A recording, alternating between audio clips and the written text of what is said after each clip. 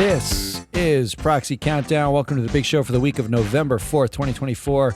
I'm Matt Moscardi. On today's Countdown, we have a very special guest. We sit down with Sunghyun Lee of Flashlight Capital and get an activist investor's view on a board in Korea.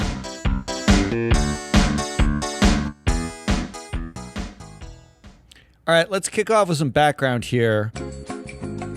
Sunghyun Lee of Flashlight Capital has made a long activist play at KT&G, Korean Tobacco and Ginseng.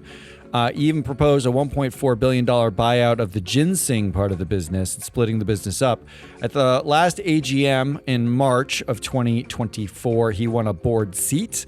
And the company has a new CEO at the same time, but the company is still underperforming. He's pushing for more. So I talked to Lee about targeting board members, thinking about boards as part of activism. Before we roll tape on the interview, I wanted to do a quick analysis using free float data of KT&G. We don't do a lot of analysis of Korean companies here, so this was interesting to me. Some stat lines.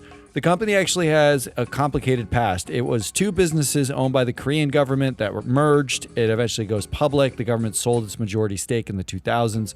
Carl Icahn made an activist run at the company in 2006, won a board seat at the time, sold his stake when the share price rose. According to free float data, the CEO, Kyunmun Bang, has a whopping 40% of board influence, despite not having a controlling stake or controlling shares. The company is classified in the data as a monarchy, with Bang as a ruling king, and generally otherwise a weak board full of deferential rookies. They all seem to underperform.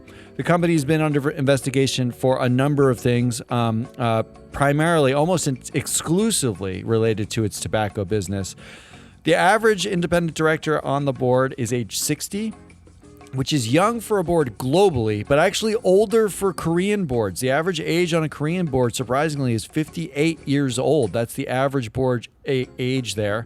The most interesting data in the database, though, might be the knowledge map. Free float analysis of the board biographies, the titles, the roles at the company suggested the board actually lacked any real knowledge of the core industry of KT&G. They don't have basic backgrounds that would be necessary to be at the company. As in, if the company was hiring executives, no one on the board would likely be qualified to be hired as an executive there, but they're on the board. The majority of the board had either economics or communications backgrounds. Economics backgrounds is something we see everywhere. In capital markets, investors generally like economics backgrounds, but Sunghyun Lee actually explained to me how in Korea this tends to work and how these boards are, the sort of backgrounds of these boards. So we'll get to that in a second. But there was one director there, Kwon Soo-sun, who was steeped in transportation knowledge, and he was really the only outlier. My questions about this company were less about cash flow and more about the people. So the interview, we're spending a lot of time laying out how, as an activist in Korea, you would think about the boardroom itself. So without further ado, let's get right to the interview.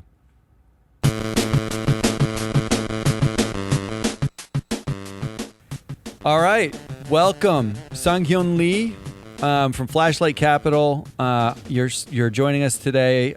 You have 20 years experience in private equity, working with Carlyle Group. You were the head of Korea there for 8 years. You've been at McKinsey, and you're an activist investor, and you're focusing now on KT&G. So we're having you on the Proxy Countdown. We're so glad to have you sit down with us. So welcome to the show. Thank you, Matt. I really want to talk about a couple of things. I want to talk about, first and foremost, we talked to a bunch of activist investors, and everyone kind of comes to activism in a different way, how they settle on a target, whether they're choosing it by picking an asset that they think is undervalued, which is common, but also picking it by looking at the teams, like the board and the management, and saying this is the wrong team, or picking it by looking at a market and saying there's a market opportunity here in this space. So you have made an activist play in Korea, Tobacco and Ginseng, KT&G. And I'm curious how you chose them, how you thought about it, what brought you to them. Can you just walk me through that first? Sure, sure. Very briefly, I found this KTNG company first as a takeover target, like LBO target, when I was working at the Carlyle Group. Hmm. I was actually going through a series of auctions for private equity deals, which are all very highly priced, and I was a little bit sick and tired of chasing all those auction deals. So one day I thought, why don't I get some actually really good companies at a low valuation? And I came up with this idea of looking at some listed companies, and I found this company then was actually number 5 in terms of whole tobacco world. And then it was trading at negative EV/EBITDA. So I thought, wow, this is just too cheap to be true. Huh. So for you, it was a simple. This is trading at negative value, like negative to EBITDA, and there's a massive opportunity here. Was your initial thinking the split? Because I know the goal right now is the thinking right now is essentially they've fused tobacco and ginseng, which as an American I don't get, but like culturally I think there's a lot of different business combinations that I don't get either. So but your original thinking has been to split it into 2, or was it to take it private, or what was it? Oh, actually, there were many pieces, but you're right. I mean, one of the major, agenda was actually to spin off this ginseng business out of tobacco company. As you made, just comment now, it really doesn't make any sense, no matter how you look at it. This ginseng company is a very large, business in Korea. By the way, ginseng is an herbal medicinal kind of vegetable in Korea, which is actually the largest vitamin in Korea. Everybody loves it, and it has about 75% market share in Korea. I never heard of any other consumer brands that has like 75% market share. But as you know, it doesn't make any sense in terms of like marriage between the tobacco and ginseng. So, believe it or not, when quite until recently, when you go to this headquarter building in Korea of this KTNG, there used to be a large placard at the lobby saying in Korean, but it can be roughly translated to English as ginseng cures tobacco damage. That's ridiculous. That's ridiculous on its face. So they're selling the poison and the cure is what they're doing. Yeah, maybe they thought it was kind of synergy, I think. I mean, in a way, I guess they're not wrong. If you're selling the tobacco and then selling the cure for the tobacco, or the ostensible cure, then maybe there is a synergy. But what expertise does it take to? I mean, it must take vastly. You're talking about 2 very different regulated substances, very different markets for them, and very different messaging. To your point, right? Like one is a health supplement, and the other one is actively like detrimental to health and an addictive, and it has addictive qualities. So, how do you gel those 2 things when you talk to them? You must be looking for some sort of expertise there on one, the other, or both, right? How does that work? Right. Yeah. So it just it was a really coincidence that these 2 companies were combined into one. Both businesses used to be the national monopoly, because the tobacco and ginseng were such lucrative business that actually the Korean government used to own both of them, but they now got privatized, so they happen to be combined into one. But yeah, I mean, it's so different. Not only the substance that they're selling it and the effect to the health. It's just totally different business in terms of marketing too. As you know, tobacco is a business that cannot do any advertising. It is prohibited from making any advertisement. But ginseng, you have to have a very smart global marketing. And then you have actually a very difficult task of explaining what this is to the foreigners if you want to go overseas. But if you are actually a mainly tobacco company, you really don't have this accumulated expertise of global marketing. So yeah, in also that sense, it doesn't make sense for the 2 businesses to be together. I mean, at the board level, when you look at the board, and a lot of the way we enter, like the way we think at Free Float, we think about the boards kind of first in a lot of ways. We measure, the power and influence of board members and how they perform. But when you're thinking about like expertise of the board, one of the things that Flashlight has pointed out is there isn't really the right expertise on the board. So like, how do you do that? How do you like come to that conclusion? Like how do you interview the board members? Do you like just look through their backgrounds, their bios? Like, how is your thinking when you're interfacing with a board about their expertise? It's very obvious when you look at their profile. They have no experience whatsoever on business. But well, Matt, we're talking about the capability, right? But even before we talk about capability, we should think about actually the willingness of those board members. And then the funny thing about Korean board members is that most of them, pretty much 99% of them, have no willingness to increase the stock price. Actually, they are strongly incentivized to depress the stock price. How does that work? Why would they be incentivized for that? That doesn't make any sense in a stock system, right? Right. When I say somebody is incentivized to do something, I'm implying it's a very rational decision, right? And then there's a very rational, good rationale for those behavior. Think about two things. It's actually, first of all, the inheritance tax in Korea is very high. It's almost 60%. So when you build your own empire of conglomerate, and you have, let's say, 3 kids, and you want to, give your empire to the 3 kids, there's like 1/3 each, right? There's some dilution, but after that, you also have to give 60% of the value to the government when you die. Which is a lot. That's a lot of incentive. Yeah. Exactly. And that 60% inheritance tax will be decided upon your death at actually the market price of that day that you die. So you are very incentivized to depress the stock price because, from your perspective and your kids' perspective, the stake that they inherit is not really something that they want to monetize. It's like kind of like Patek Philippe. You want to pass it over to the next generation, right? You want to minimize the dilution. So that's why they want to depress the stock price. But the other side of the coin is that if you look at the legal system in Korea, the board members are entitled to depress the stock price. Okay, walk me through that, because that doesn't make any sense to me. Right. It's about the definition, the legal definition of the fiduciary duty.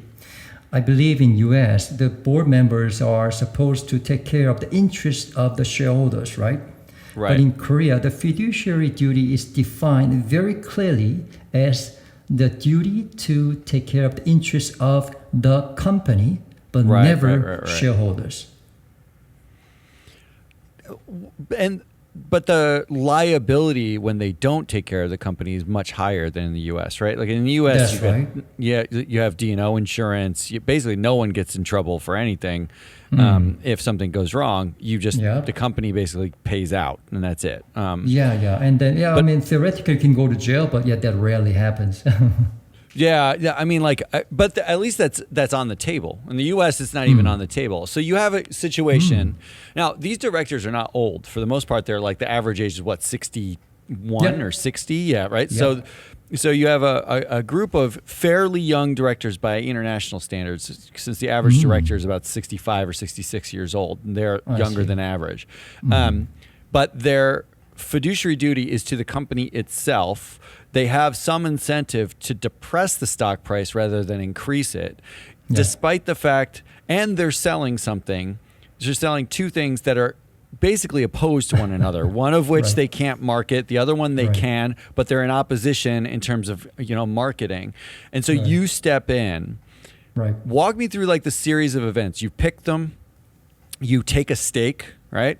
Yep. And then do you reach out? Do you send them a letter? Like, what is their response to you? What is that like?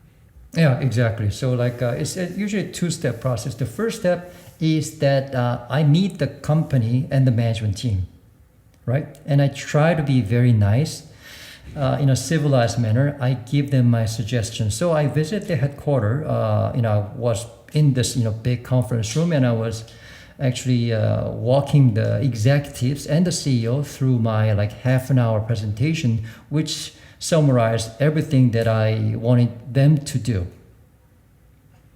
What did they react? First of all, what did you ask of them in that first presentation? Is it as specific as I want to split the company. Yes. We think we can raise the multiple by X or Y or whatever it is, right?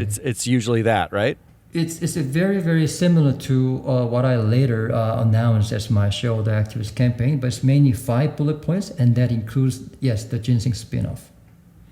So when you see them, and this is the part that fascinates me, because you're in the room with them and they have a chance to react to you. Right. Like their face betrays what they're thinking, right? Like, or their body language. Like, what was your take on? What was their read? Did they react politely, but like, no thanks? Were they angry at you? What was the reaction? Oh, they are very, very cordial. So the CEO and the number 2 and number 3, they are all there. They're smiling, they're nodding, and sometimes they say, "Well, I don't really agree to everything you said, but I will give it some consideration." So that was that. And then later, when I walked out of the room, about half an hour, later, I got a call from one of the executives who said, "Oh, Sunghyun, don't worry. It was very good for all of us. We will really give it a serious thought. And you know what? I'm going to meet you in Singapore. I'm going to fly to, Singapore, and I will have this one-on-one meeting with you, and I will tell you everything." And actually, he did fly to Singapore, and he told me, "You know what, Sunghyun, don't worry. We're going to do everything." Really? So an insider who was in the room at the time reached out to you individually and said, "You're totally right. Let's sit down and talk about this." Yeah. Do the other executives know at this point, or is it just basically a one-on-one conversation and you are getting more information? Yeah, it's actually was 2-on-1. There were 2 executives flying from KTNG. So yeah, I think they knew what they were doing. So because the board's duty is to the company, the board tends to be highly deferential to management, right? They tend to do what management asks them to do. So in this case, you've got more than one executive who's agreeing with you.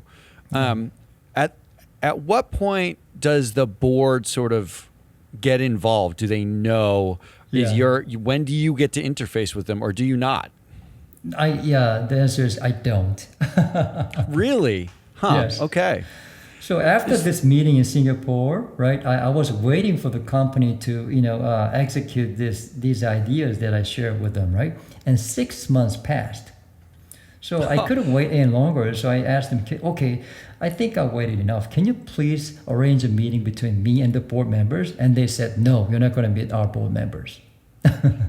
So at that point, they were polite, but it's hostile, right? Like they have no interest in dealing with you. Yeah, I think they were trying to brush me off. So then what do you do? Now you go public with it, right? Like I read the presentation from March. So now you're going on almost a year, you're a couple months away from a year. What are the next steps for you? You're getting the word out about your plan. And I'm curious about this from like a strategic standpoint. Like how do you, what does winning look like to you? You take this to shareholders? Do you have to get them to acquiesce? Like what's the next steps for you? Yeah, so the detailed plan of what I would exactly do is still in the making, but I can just tell you what we achieved very recently. So, about 7-8 months ago, that was in March this year, there was a company's AGM. And it was a big event where actually my proposal gets, voted, right, by all the shareholders. So this time, actually, we got our board nominee elected. So one of our actually candidates is in the boardroom. And at that point in time, I got a pretty good support from all kinds of shareholders, like domestic and foreigners. But what's really special is actually this time the Korean government actually was a big supporter for me. Really? So as this is happening, now you've got a board member in the room. It's been some time. You have a lot more access to information, I imagine. They're still not doing everything, right? Like they're still underperforming. So do you escalate the fight like before the next AGM? I know you've talked a lot about governance and like the failure of governance in this case, but like how do you escalate this fight? Yeah, so, but although I call it a little success of what happened back in March, it's still only one board member from the shareholders out of total 7, right? So 1 out of 7. So he's not really influential enough to sway the whole board. So, but I think he's really trying to do his part. So if I were to make action right now, I would, like to recommend maybe one more director to actually aid the current, board member that represents the shareholders. How long do you think the fight lasts? I mean, like, because at this pace, you get one director, you get some more information, there's a little bit of traction, but they're not doing, and the Korean government itself is even behind you, they still don't move very quickly. In the next AGM, you seek maybe another to, at least act on other parts of the plan. And the plan is pretty comprehensive, right? There's a lot of elements to it. It was a 60-page deck that you put out there. So at what point do you think, like, how do you approach escalating this and getting it finished? Like, when do you feel like victory is achievable for you, or do you not think that way? Do you think like each increment is its own success? Right. You're right. I mean, when I come up with 5 proposals, people tend to see, Sunghyun will have a victory when all those 5 proposals are achieved, right? But it's not really like that. I think actually what's really important is actually the stock price. So I actually was starting this campaign saying the stock price can easily double from this immediate re-rating, right? The stock price, I think, is up a little bit, maybe like 30-40% now. But I believe it can really double. So I think when the stock market, recognize the true value of the company and it really indeed double, then I think I will call it some kind of victory. Sure. So, so at this point, you're going into the next AGM with the idea that there's a 2x here that you can achieve by implementing more of the plan, right? And the plan includes, I think the sort of maximum end of the plan would be splitting the ginseng and tobacco businesses, but there's incremental pieces on, inside that. That's right. Talk through some of the ones what is top on your priority list for achieving by the next AGM or going into the AGM? Sure. One more thing that I was actually, very actively proposing to the company and the shareholders is actually the distribution policy. So company sits on huge pile of cash. I think the cash and cash-like asset is almost close to 60-70% of the market cap. That's insane. Right? It's an insane amount of money. And then the companies were sitting on top of like almost 15% of the treasury shares, which they refuse to cancel. How much of that is because they're worried about the regulation on tobacco? I mean, they're in, they're in an industry that is effectively in structural decline. Other than like vaping, which is maybe the only thing sort of keeping most of the industry up at this point. Right. How much of that is basically sort of a rainy day fund for worrying about regulation? Worrying about the decline of tobacco, worrying about those things. That's 0%. I don't want to waste too much of your time today, but actually, you know what, Matt? Tobacco is no longer on like a melting ice cube. It's actually, facing a very important, point in its history. It's actually starting to grow again, actually globally, because of this new technology, products. But anyway, this is number 5 in the whole world. But if you look at number 1 to number 4, they're all sitting on huge debt pile because they can afford to. They are actually distributing aggressively to the shareholders, and still they get very good cash flow. That's why all those companies are trading at 13, 14 times EBITDA, when this KT&G is trading at like 1 or 2 times now. So some of the I do want to get to some of the governance issues before we sort of wrap up, because you had a really great, like, very simple layout of the governance issues that were that included, like, there were 5 points. You said just say no to transparency. CEO pay is not linked to the stock price. These are like the issues that you're seeing. entrenchment of management, like not the board, but the management team is deeply entrenched. Yes. And then oversight on something like ESG, which in the Korean market is not as robust in terms of oversight as in Europe, probably more so than the U.S. at this point, but in Europe for sure. And then there's a number of governance incidences in the media that you talk about in the deck as well. Talk about how you interface. I mean, you guys sit there with a person and say to them, like your management team's entrenched, you guys stink at ESG, and look at the media reports on you. Like, how do you do that both gracefully and get what you want, but also make the point that this is a problem? Right. So you're right. I mean, Korea is a country that doesn't really welcome too much confrontation. So I try to do it. In the U.S., we just elected the most confrontational human on the planet, so we're used to confrontation. That's right.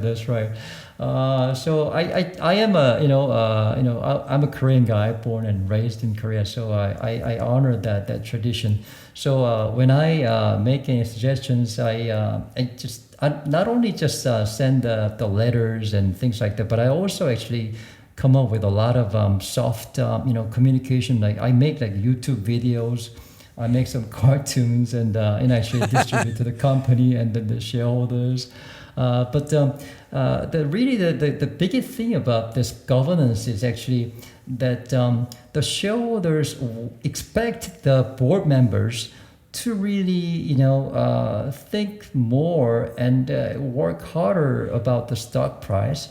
But the board members are not actually willing to do any of that. So I keep reminding the board by sending them various messages that, please remember that all of our shareholders are really counting on you. Please don't betray us. And if you are willing to ignore this interest of the shareholders part, you're still liable for the interest of the company. So please don't forget that. So I keep, reminding them of the same message. You're so polite. It's like even the deck is like, I read a lot of activist decks, and a lot of them are like, this person is terrible. Like, they are horrible. They need to be voted out. It's like, it can be very aggressive, but you lay out the plan like very systematically. It's very well thought through. I want to give you a second to like bring up anything that I missed. Like, is there something that I'm missing about the way you're dealing with KT&G, but also sort of the activist process, or you're thinking around these things? Any major things? I know you've got the AGM coming up in a couple months. What am I missing? One of the questions, Matt, you asked is actually what is the big difference between Korea and other countries? And also, you just separately, also you just alluded to my communication style to the board members. If this kind of soft style works, actually it does work because this gentle shaming, if I may call it, strategy works because the whole society in Korea is now changing and it's actually driven by the government. So the board members and the management don't want to be actually seen as an anti-shareholder company. That's such a big, actually ignominy in Korea right now. So it may not have worked in other times, but it's actually quite an effective strategy right now because the whole country is actually moving into that direction. Huh. And does that that must include, because you mentioned like the DOJ investigation into them from January of this year. A number of sort of like negative articles. Right. That's all part of it, right? That's all part of that sort of subtle, kind of quiet, like this keeps happening, that almost like a quiet shame campaign. Right. But in addition to all those like incidents that happened at the company level, the Korean as a country as a whole is going through a big change these days. Korean government saw what happened in Japan. Japan went through so much change in terms of governance, and actually the stock is actually just is at an all-time high. So the government wants to do something like that. So actually it announced this plan called Value Up Plan earlier this year. It's all about increasing the stock price. And the reason why Korean government is working so hard is because there's one number, which is 14 million. That's actually the number of Korean people investing in the stock market of Korea. That's versus 15 million population. That's about 30% of the whole population. Yeah, which is a lot, right? And that number's growing. So there must be a lot of sort of retail interest in this. Sunghyun, this is awesome. This is great information. Thank you so much for joining us. It's great to get sort of like an international perspective, particularly a Korean perspective on activism. And this campaign is super interesting. It's right up our alley. So thank you so much for the time. And hopefully we can have you back after the AGM. You could tell us like all the, how it went. Sure. Thank you for having me, Matt. That's it. That's our show. Big thanks to Sunghyun Lee from Flashlight Capital for coming on. Join us next week when we jump back into the alternative democracy pool, forever on the lookout for shareholder sharks, floating band-aids, and wayward directives.